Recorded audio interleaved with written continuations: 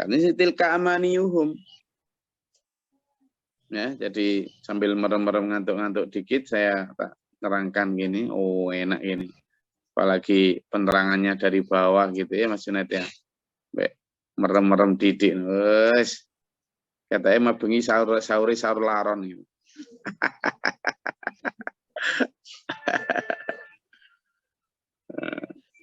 Kalau sahur laron, tahu laron ya? Loh. Anak-anak anai. Tahu laron. Dulu biasanya kalau pas malam pakai lampu petromak gitu, kalau pas banyak laron gitu, terus di bawahnya itu ditaruh apa? Ember, Air. Terus di tengahnya dikasih ublik gitu ya. Terus laron buak, wes begitu penuh kan masuk air tuh semua. Nanti terus langsung diserok ya, Mas. Biasanya Mbak Saropah yang bagian goreng.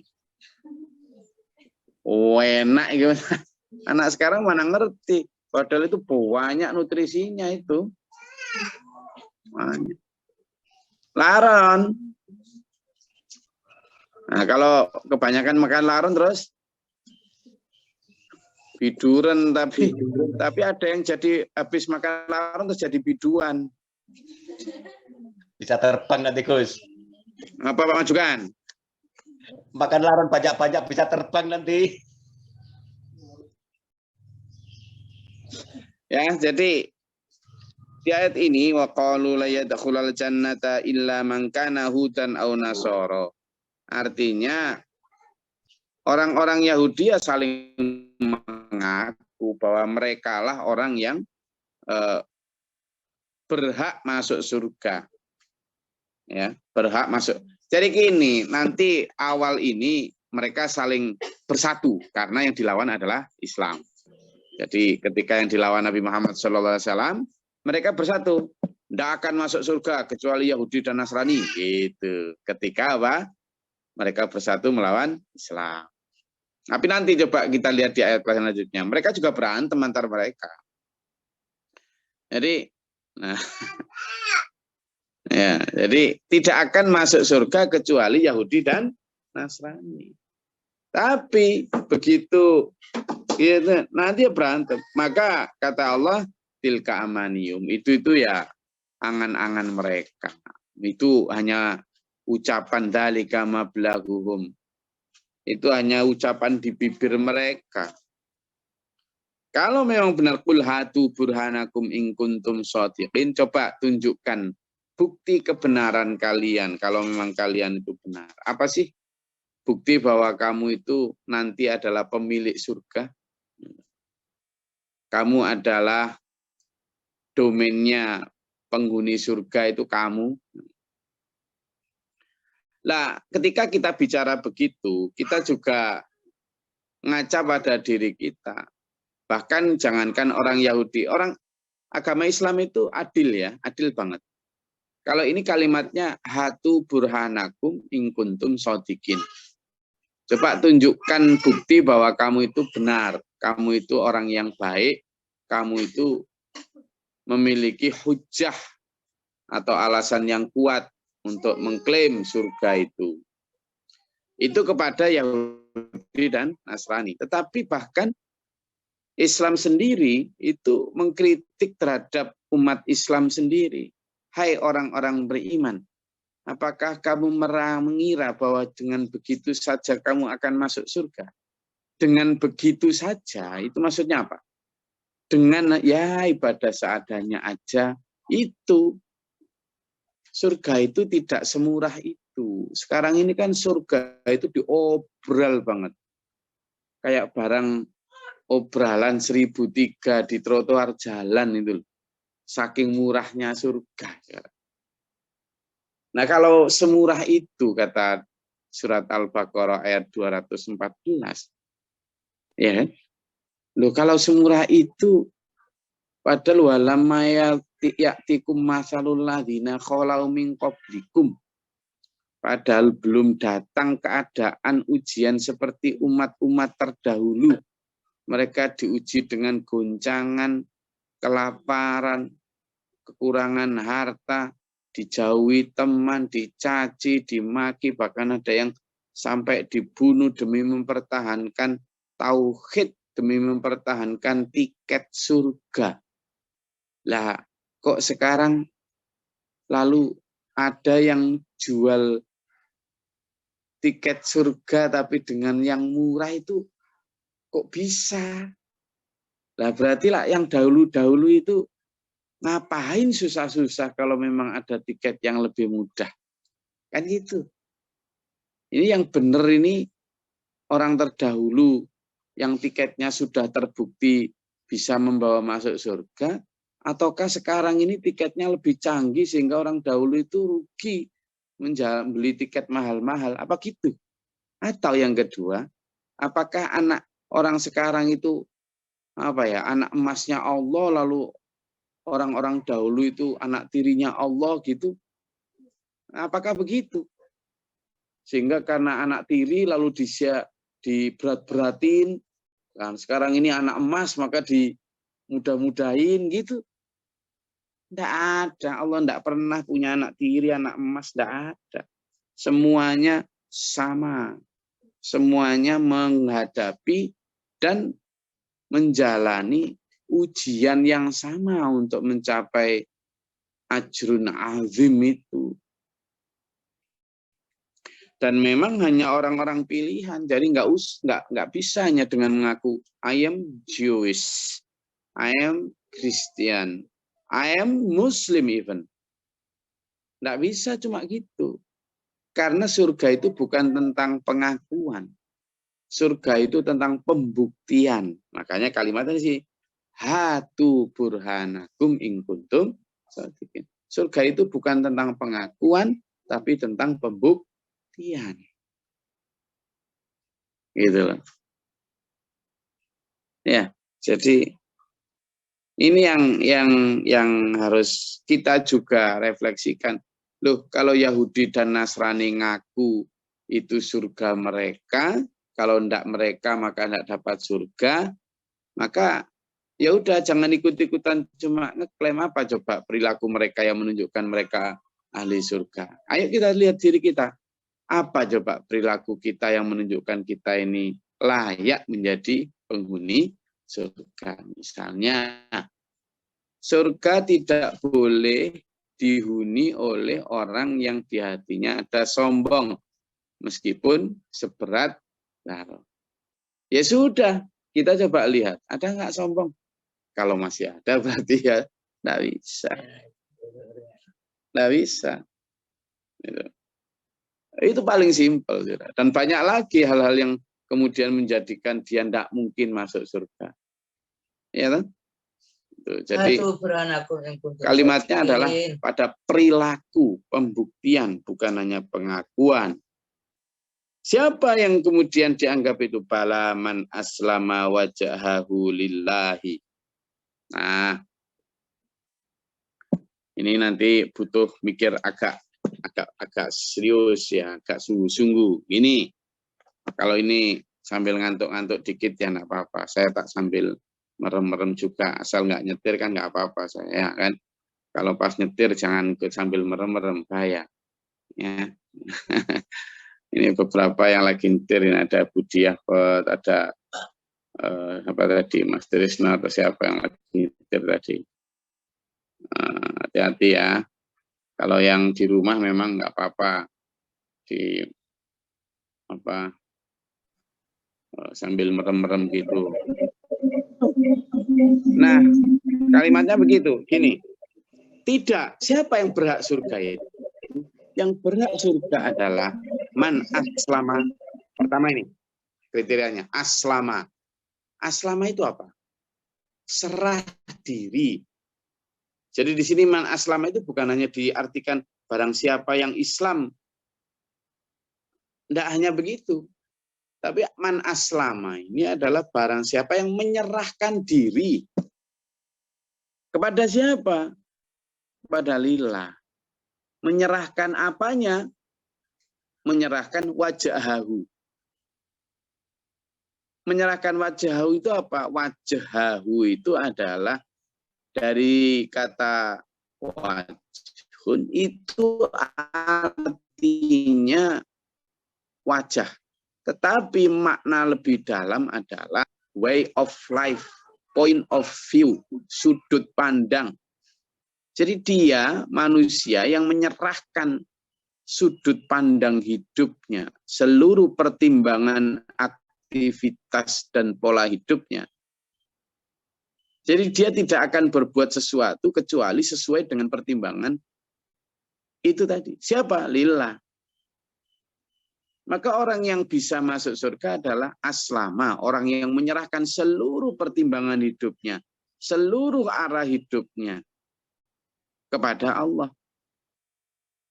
Dia juga menyerahkan dirinya, artinya ya apa? Diri dan apapun yang melekat padanya. Apa coba? Kehormatan, apa coba? Seluruh harta, apa coba? Kepada Allah, itu milik Allah. Jadi orang yang aslama wajahahu lillah, ini yang pertama yang dianggap bisa masuk surga. Pembuktiannya gimana? Wahuwa muhsinun, dan dia berbuat baik. Nah, saya ada saran ya. Sampean ketika berbuat baik untuk agama, itu jangan merasa sampean sedang menanam budi di agama.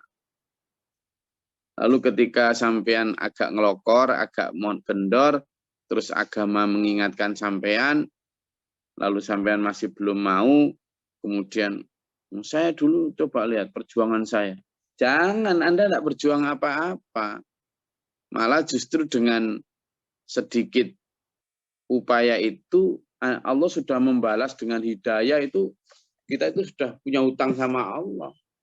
Maka wahuwa muhsinun di sini dan berbuat baik, yang kita harus hitung adalah berbuat baik yang tanpa pamrih, berbuat baik yang tidak pernah menyebut-nyebut lagi, perbuatan kebaikannya hanya untuk diingat atau dipuji, ya, berbuat baik yang benar-benar ikhlas. Itu baru kemudian falahu ajruhu inda rabbihi. Itu baru dapat apa? Reward, baru dapat pahala yang besar di sisi Allah jika itu tadi wa huwa muhsinun. Jadi gimana dulur? Maka kalimatnya di situ, orang yang mendapatkan itu adalah orang yang muhsinun, berbuat baik. Selanjutnya wala khaufun alaihim wala hum yahzanun, dan mereka orang yang tidak ada apa, sudah ketika di sana ya tidak lagi takut, tidak lagi sedih, gitu. Tidak lagi. Saat sisa semua orang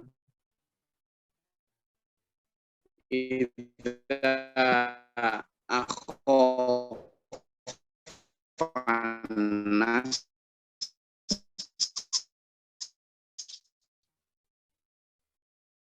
ketika semua manusia takut dan rasa. Suaranya putus-putus, Gus. Jadi ketika bicara tentang amal manusia yang benar-benar baik itu nanti di akhirat walahum yahzanun itu ya tidak khawatir, tidak sedih, karena ketika di dunia sudah khawatir, sudah sedih. Khawatir apa? Khawatir sholatnya nggak diterima, khawatir puasanya sia-sia, sehingga kemudian memperbaiki, positifnya gitu.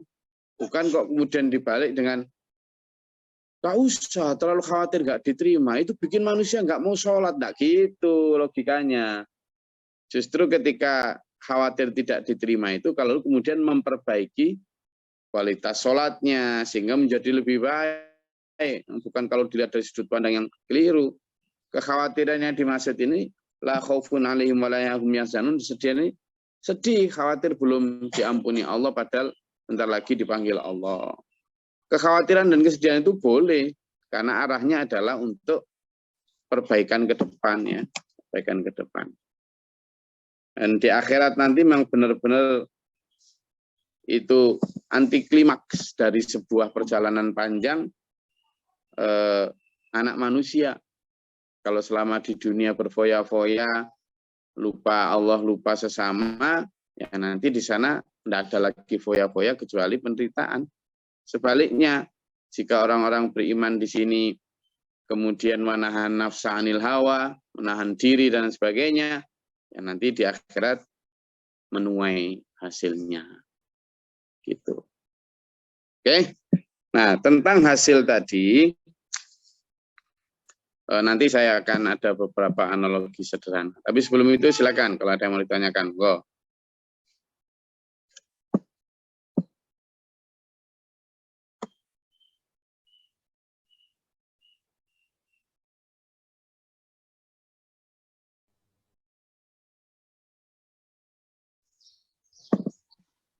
Ya kan? Permisi Gus. Ya. Terkait ayat itu yang seingat saya itu pernah ditulis Bapak Guru di kitab Mujadid kalau nggak salah itu hatu burhanakum ing kuntum shodiqin. Artinya di situ kan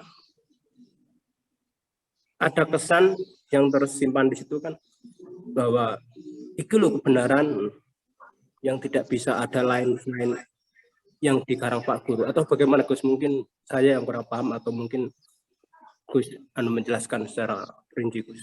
Terima kasih. Ya sama, sebenarnya potongan ayat yang ditulis di situ itu sama ya, diambil dari surat Al-Baqarah ayat 111 ini. Di intinya adalah ketika ada perdebatan yang kuat tentang sebuah kebenaran, maka bukti itu termasuk satu di antara tools untuk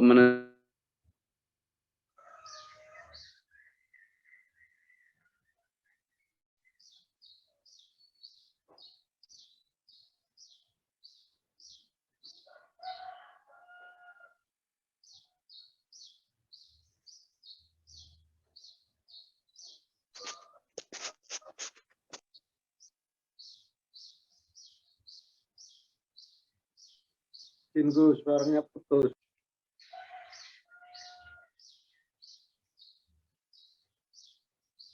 aku udah pakai. Dengan begitu kemudian manusia akhirnya lebih wirai. Kenapa? Karena setiap sisinya itu dimintai. Mana buktinya sih? Bukti kebenaranmu mana? Itu kan kalau ada orang yang menegasikan. Kita misalnya ngaji, kemudian diolok begini, diolok begitu. Ya sudah, kita sekarang saling membuktikan saja kebenaran kita, tidak dengan cara saling menjatuhkan, tapi saling berlomba dalam kebaikan. Itu bukti-bukti ya. Jadi hatu burhanakum itu kalimatnya ke sana. Ayo wis saling membuktikan. Bukti kebenaran tidak hanya di kata-kata atau lisan, tetapi dalam aksi nyata dan perbuatan jariah. Oke, ada lagi?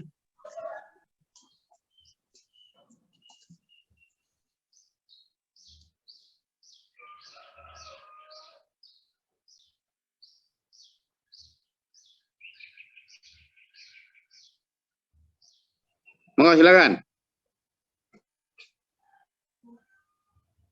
Oke, ada? Kalau tidak ada gini, saya punya analogi tentang ajruhu tadi, tentang pahala. Pahala itulah seperti seleri ya. Tahu seleri ya? Gaji. Nah, sekarang saya tanya gini Mas Karyon. Gini, Mas Karyono bekerja di bos namanya Syekh Marhaban. Kan? Bayarannya sebulan sekali. Tiap tanggal 2, tempat ambilnya di rumah Pak Marhaban. Ambil gajinya di rumah Pak Marhaban, tanggal pengambilannya tanggal 1 atau 2 tiap bulannya. Nah, Pak Majukan ini sebagai stafnya atau anak buahnya Tuan Marhaban, kira-kira ya, tadi ingat toh, tanggal pengambilan gaji itu tanggal 1 atau 2. Tempat pengambilan gaji di rumahnya Pak Majukan. Kira-kira Pak Majukan dan seluruh stafnya Pak Marhaban, Tuan Marhaban, itu tanggal yang paling membahagiakan dan yang paling dinanti segera datang itu tanggal berapa? Nah, jadi Tanggal akhir Gus biasanya. Tanggal akhir. Jadi saya ulangi, tanggal pengambilan gaji adalah tanggal 1-2, tempat pengambilan gaji adalah rumahnya Pak Marhaban. Maka Pak Majukan dan seluruh stafnya Pak Marhaban, anak buahnya Pak Marhaban, itu tanggal yang paling dinanti segera datang itu tanggal berapa? 1 atau 2.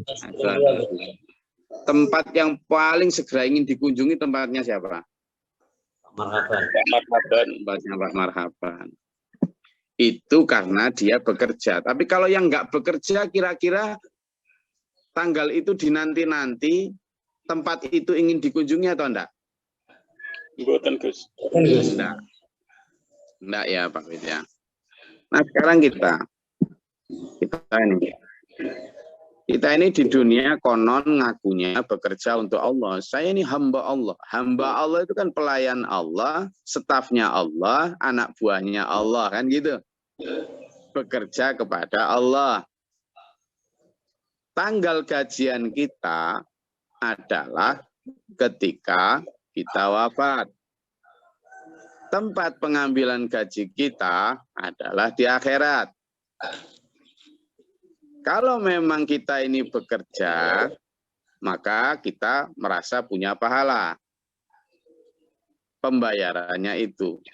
Kira-kira tanggal 1 dan 2 tadi, kita itu kapan sih yang paling dinanti-nanti sebagai pekerja? Kok diam? Tempat yang paling pengen dikunjungi untuk pengambilan gaji di mana? Akhirat. Apakah? Nah, sehingga orang yang tidak bekerja, yakni orang kafir, orang musyrik, Elon Musk dan teman-temannya, wajar kalau dia kemudian tidak mengharapkan tanggal itu segera akhir dan juga tidak berharap mengunjungi akhirat karena mereka tidak bekerja untuk Allah, sama dengan tadi tidak stafnya Pak Marhaban. Nah, sampean dan saya ini adalah stafnya Pak Marhaban. Kita itu adalah Abdullah yang bekerja untuk Allah katanya. Berarti kan kita ini harusnya juga berharap tanggal 1 dan 2. Apakah kita berharap? Oi. Bismillah, berharap Gus. Berharap Gus. Allah cek tala. Ojo gaya ta. Apakah kita berharap? Dan tempat yang paling segera ingin kita kunjungi mana? Jannah. Apakah berarti berharap mati, Gus?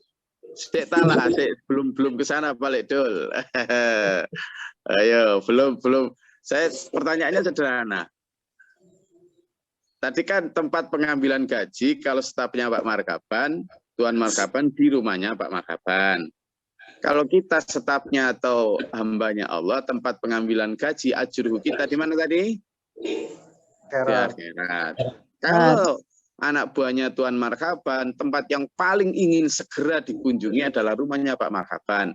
Nah, kita anak buahnya Allah ini, ya kan, hambanya Allah ini, apakah tempat yang paling segera ingin kita kunjungi akhirat? Surga. Apakah kita ingin segera? Loh, ayo. Dan kalau Pak stafnya Pak Markaban, tanggal yang paling ingin segera datang dan menjemput mereka adalah tanggal 1 dan 2, apakah kita juga tanggal yang paling ingin segera kita dapat dan datangi adalah Al-Maut? Insya Allah, Gus. Coba kita jawab dulu, pengen ragu saya. Coba sih mana ini? Hah? Mana coba lihat wajahnya siapa ini yang mana coba mana siapa tadi coba lihat. Hah? Hah? Lapis nih Gus. Siapa? Pak Karyono? Siapa tadi yang jawab insya Allah tadi? Coba, berani sekali ya. Betul kula, Gus. Kula Gus, wong tepu Gus. Siapa tadi? Siapa tadi? Pengen lihat saya.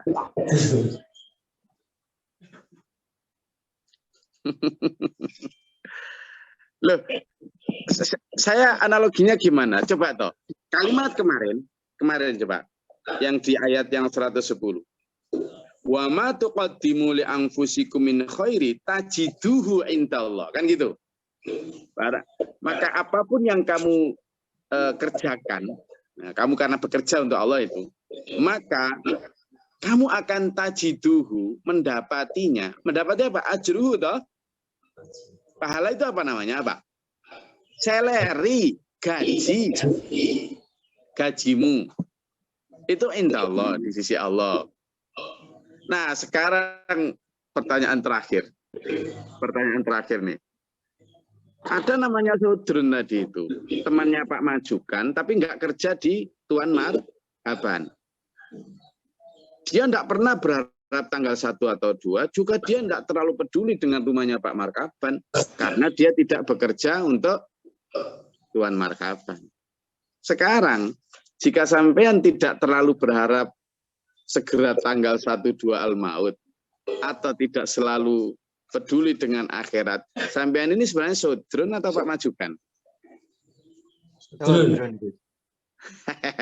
Berarti tidak sedang bekerja untuk Gusti Allah, toh? Karena ya toh. Maka ini kalimatnya orang yang bisa mendapatkan surga adalah balaman aslama wajahahu, yang benar-benar memang ya bekerja wajahnya itu. Di sini ada dalam ayat lain di situ, fa'aqim wajhaka lid-dini hanifan. Maka luruskanlah pandangan hidupmu, bukan hanya wajah. Nah, makanya dalam ayat satunya juga ada laisal birru an tuwallu wujuhakum. Bukan wajah lahir ini kamu mau menghadap barat atau timur yang jadi ukuran kebenaran. Walakinnal birra man amana dan seterusnya itu gitu loh ya. Jadi itu analogi sederhana untuk apa? Untuk menggelitik diri kita. Tadi balik itu bukan kok kita kemudian berharap agar berdoa pengen mati, tidak boleh. Tidak boleh, berdoa pengen mati itu tidak boleh. Berdoa minta mati itu tidak boleh. Yang berdoa itu adalah minta hidup yang manfaat dan wafat husnul khotimah.